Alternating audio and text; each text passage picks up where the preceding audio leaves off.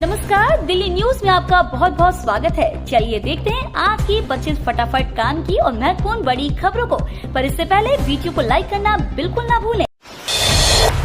दिल्ली की महिलाओं को हर महीने मिलेंगे 2500 रुपए, सीएम रेखा गुप्ता ने प्रस्ताव को दी मंजूरी।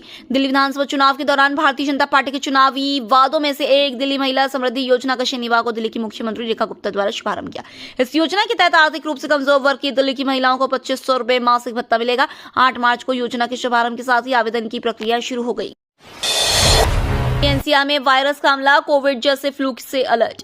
दिल्ली एनसीआर में इन दिनों वायरल इन्फेक्शन के मामले तेजी से सामने आ रहे हैं। फरवरी 2025 से ये मामले तेजी से बढ़ रहे हैं, जिसकी वजह से बुखार, खांसी, शरीर में दर्द और लंबे समय तक थकान के मामलों की शिकायत के लिए लोग हॉस्पिटल पहुंच रहे हैं।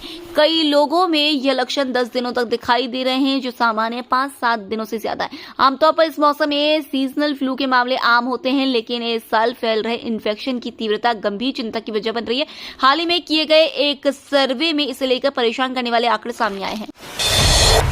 दिल्ली की महिलाओं की सुरक्षा मेरी है, सीएम रेखा ने सरकार द्वारा उठाए कदमों को गिनाया। सीएम रेखा गुप्ता ने कहा कि दिल्ली की महिलाओं की सुरक्षा करना मेरी जिम्मेदारी है। दिल्ली स्वास्थ्य से लेकर शिक्षा हर क्षेत्र में विकास करेगी। हमने बीते 15 दिनों में महिलाओं की सुरक्षा को लेकर कई कामों की चर्चा की है। इसमें सीसीटीवी से लेकर दिल्ली पुलिस जैसे विषय शामिल है। महिलाओं को सीसीटीवी से लेकर दिल्ली पुलिस सबकी मदद मिलेगी। सीएम रेखा ने बताया कि महिलाओं की सुरक्षा के लिए वन स्टॉप सेंटर का निर्माण किया जाएगा। जगह जगह पिंक टॉयलेट बनाए जाएंगे ताकि महिलाओं को असुविधा ना हो। दिल्ली विधानसभा पूरी तरह से होगी पेपरलेस, स्पीकर ने दिया 100 दिन का डेडलाइन। दिल्ली विधानसभा पूरी तरह से पेपरलेस होने वाली है। स्पीकर विजेंद्र गुप्ता ने अधिकारियों से सुनिश्चित करने को कहा है कि अगले 100 दिनों के अंदर दिल्ली विधानसभा का कामकाज कागज रहित हो जाए। गुप्ता ने दिल्ली विधानसभा में राष्ट्रीय ई विधान एप्लीकेशन के कार्यान्वयन पर चर्चा करने के लिए केंद्रीय संसदीय कार्य मंत्रालय के अधिकारियों की एक बैठक बुलाई, जिसमें उनके अपने सचिवालय के अधिकारी भी शामिल हुए। 3 घंटे में 600 से ज्यादा लोग गिरफ्तार। गाजियाबाद में होली से पहले पुलिस का बड़ा एक्शन। गाजियाबाद में होली से पहले पुलिस का बड़ा एक्शन देखने को मिला है। पुलिस ने यहां महज 3 घंटे के दौरान 600 से ज्यादा लोगों को गिरफ्तार कर अपराधियों को बड़ा संदेश दिया है। जानकारी के अनुसार गाजियाबाद में सार्वजनिक स्थान और सड़क किनारे गाड़ी में शराब पीने वाले लोगों के खिलाफ पुलिस का अभियान जारी है। इसी क्रम में तीनों जोन की पुलिस ने अभियान चलाकर 606 लोगों को खुले में शराब पीते हुए गिरफ्तार किया। दिल्ली की 17-18 लाख महिलाओं के ही खाते में आएंगे 2500 की किश्त। समृद्धि योजना का लाभ करीब 17-18 लाख महिलाओं को ही मिलने जा रहा है। दिल्ली की भाजपा सरकार ने जो शर्तें तय की, उससे साफ हो गया है कि योजना का लाभ सिर्फ गरीब और जरूरतमंद महिलाओं को ही मिलेगा। महिला समृद्धि योजना के तहत लाभार्थी महिलाओं को हर महीने उनके खाते में 2500 रुपए दिए जाएंगे। भाजपा ने चुनाव के दौरान अपने संकल्प पत्र में भी यह साफ कर दिया था कि इसका लाभ सिर्फ गरीब परिवारों को मिलेगा। दिल्ली के स्कूलों में यातायात नियमों को सिलेबस में शामिल करना हुआ अनिवार्य। दिल्ली में सड़क हादसों को कम करने के लिए दिल्ली ट्रैफिक पुलिस ने स्कूलों में छात्रों को ट्रैफिक नियमों का पाठ पढ़ाने की सिफारिश की है।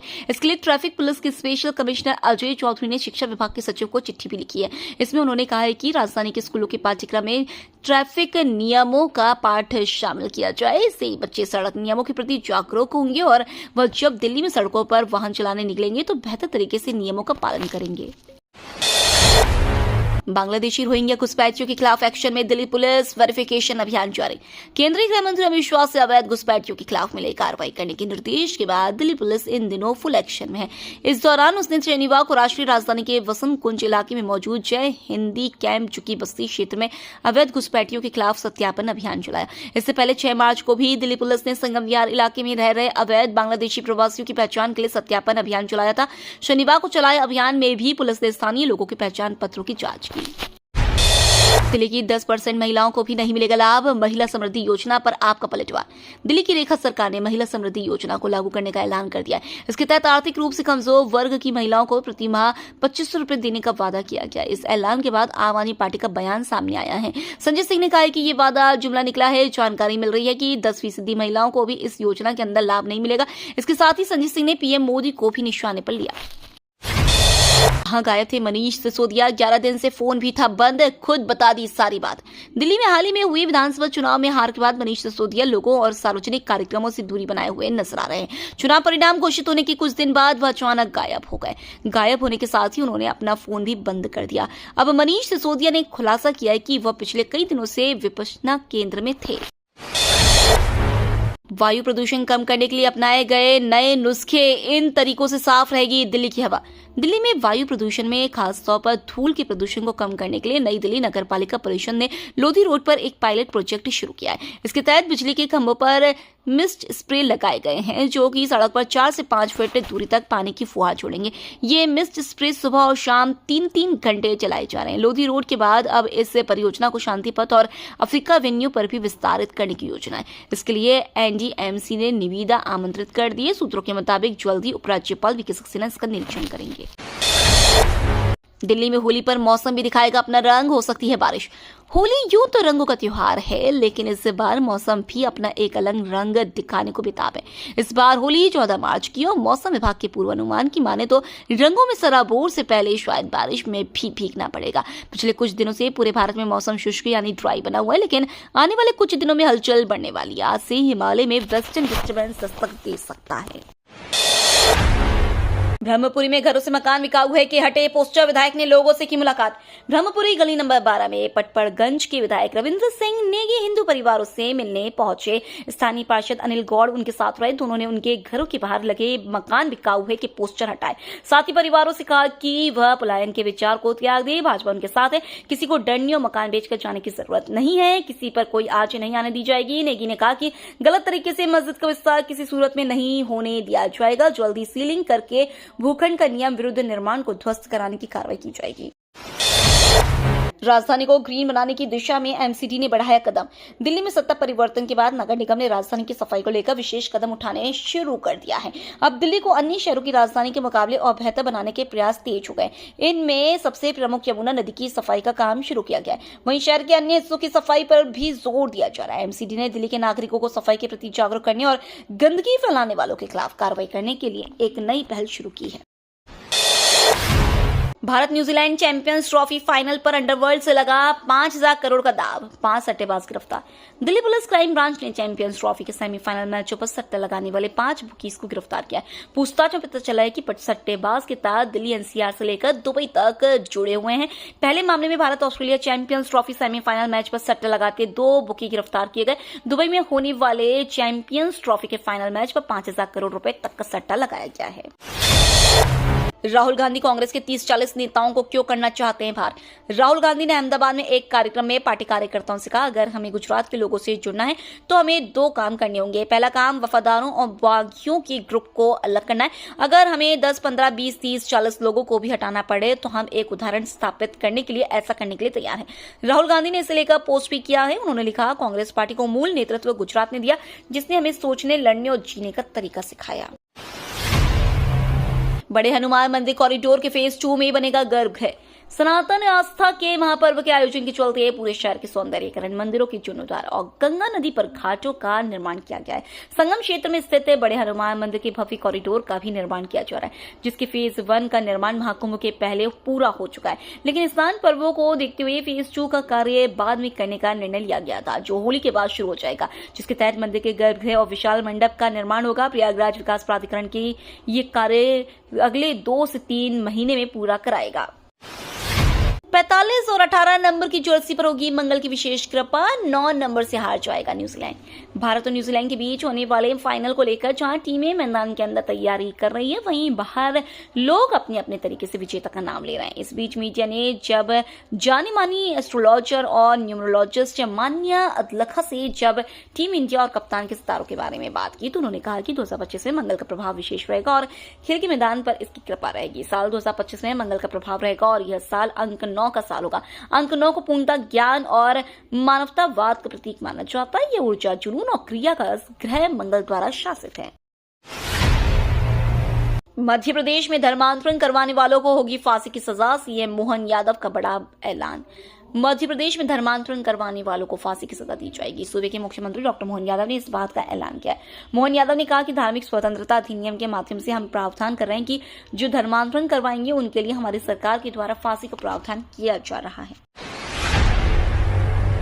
अब डायबिटीज को लेकर परेशान होने की जरूरत नहीं, इलाज ढूंढ रहे वैज्ञानिकों को मिली बड़ी कामयाबी। टाइप 2 डायबिटीज एक गंभीर स्वास्थ्य समस्या है जो दुनिया भर में लाखों लोगों को प्रभावित करती है। ये डायबिटीज का सबसे सामान्य रूप है जिसमें शरीर या तो पर्याप्त मात्रा में इंसुलिन का उत्पादन नहीं कर पाता या इंसुलिन का प्रभावी ढंग से उपयोग नहीं कर पाता। इस वजह से ब्लड शुगर का स्तर अक्सर बढ़ा हुआ रहता है। हाल ही के वर्षों में मेडिकल क्षेत्र में नवाचार और प्रभावी दवाओं के चलते डायबिटीज का इलाज आसान हुआ है। हालांकि हर साल इसके बढ़ते मामले अब भी स्वास्थ्य विशेषज्ञों के लिए चिंता का कारण बने हुए हैं। नासा ने बताई सुनीता विलियम्स की अंतरिक्ष से वापसी की नई तारीख। अंतरिक्ष यात्री सुनीता विलियम्स और वेरी बुच विल्मोर की वापसी 19-20 मार्च को हो सकती है। ये दोनों करीब 10 महीने से अंतर्राष्ट्रीय अंतरिक्ष स्टेशन में रहे हैं। दोनों ने 5 जून 2024 को इस परीक्षण मिशन के लिए स्टारलाइनर अंतरिक्ष यान से उड़ान भरी थी। उन्हें 8 दिन के बाद वापस लौटना था। स्टारलाइनर अंतरिक्ष यान जब ISS के करीब पहुंचा तो उसमें समस्याएं पैदा हो गई और इसके 5 थ्रस्टर्स बंद हो गए जो यान को दिशा देते हैं। चीन पर भरोसा नहीं किया जा सकता, सेना प्रमुख उपेंद्र द्विवेदी का बड़ा बयान। भारतीय सेना प्रमुख जनरल उपेंद्र द्विवेदी ने शनिवार को चीन और पाकिस्तान को लेकर बड़ा बयान दिया। उन्होंने यह भी कहा कि चीन पर भरोसा नहीं किया जा सकता। वहीं पाकिस्तान को लेकर जनरल द्विवेदी ने कहा कि वह आतंकवाद रोकने के लिए कोई ठोस कदम नहीं उठा रहा है। उन्होंने बताया कि भारत के पास ऐसे एडवांस ड्रोन है जो AK-47 चला सकते हैं और मिसाइल लॉन्च कर सकते हैं। अगर चीन की ओर से ड्रोन अटैक होता है तो भारत भी उसी ताकत से जवाब देने के लिए पूरी तरह सक्षम है। अमेरिकी राष्ट्रपति ट्रंप का बड़ा फैसला, 2 अप्रैल से भारत पर लागू होगा रेसिप्रोकल टैरिफ। अमेरिका के राष्ट्रपति डोनाल्ड ट्रंप ने घोषणा कर दी है कि दोस्त हो या दुश्मन सब पर रेसिप्रोकल टैरिफ लगाएंगे। उन्होंने इस बीच ये भी दावा किया है कि भारत अमेरिकी सामान पर लगाने वाले टैरिफ में कटौती करने को तैयार हो गया है। रेसिप्रोकल टैरिफ के मायने यह है कि यानी जितना टैरिफ दूसरे देश अमेरिका से आयात किए उत्पादों पर लगाते हैं उतना ही अमेरिका अब उन देशों से आयात किए सामान पर लगाएगा। फिलहाल तो इसका मतलब ये समझ आता है कि अगर भारत अमेरिका के जूतों पर 26.1% टैरिफ लगाता है तो अमेरिका भी भारत से आयात जूतों पर इतना ही टैरिफ लगाएगा। एयर इंडिया ने बुजुर्ग महिला को नहीं दी व्हीलचेयर, एयरपोर्ट पर गिरने से ICU में भर्ती। दिल्ली एयरपोर्ट पर पहले से बुक करने के बावजूद एक बुजुर्ग महिला को व्हीलचेयर नहीं मिली, जिसके बाद उन्होंने एक रिश्तेदार की मदद से चलने की कोशिश की लेकिन वे नीचे गिर गई और इस समय ICU में भर्ती है। उनके दिमाग में खून बहने की संभावना है जिसकी वजह से उनकी निगरानी की जा रही है। महिला के परिवार ने बताया कि उन्होंने पहले से व्हीलचेयर सर्विस बुक की थी। बुजुर्ग एक सम्मानित लेफ्टिनेंट जनरल की विधवा है। उन्हें व्हीलचेयर के लिए 1 घंटे तक इंतजार करना पड़ा। कोई सहायता न मिलने पर उन्होंने एक रिश्तेदार की मदद से चलने की कोशिश की लेकिन एयरलाइन काउंटर के पास गिर गई। ललित मोदी को भारत लाना अब नामुमकिन, ले ली सबसे सुरक्षित देश की नागरिकता। IPL के पूर्व चेयरमैन ललित मोदी ने अपना भारतीय पासपोर्ट सरेंडर करने के लिए आवेदन किया है। ललित मोदी को भारतीय जांच एजेंसियों की ओर से आर्थिक अपराधी करार दिया गया है। ललित मोदी ने प्रशांत महासागर में मौजूद एक टापू देश वनुआतु की नागरिकता हासिल कर ली है। इस मामले पर भारतीय विदेश मंत्रालय ने प्रतिक्रिया दी। विदेश मंत्रालय के प्रवक्ता रणधीर जायसवाल ने शुक्रवार को कहा, ललित मोदी ने लंदन स्थित भारतीय उच्चायोग में अपना पासपोर्ट छोड़ने के लिए आवेदन किया है। इसे मौजूदा नियमों और प्रक्रियाओं के आलोक में जांचा जाएगा। ये तो थी आज की बड़ी खबरें। रोजाना ऐसी ही सबसे पहले अपडेट पाने के लिए चैनल को सब्सक्राइब करना बिल्कुल ना भूलें। धन्यवाद।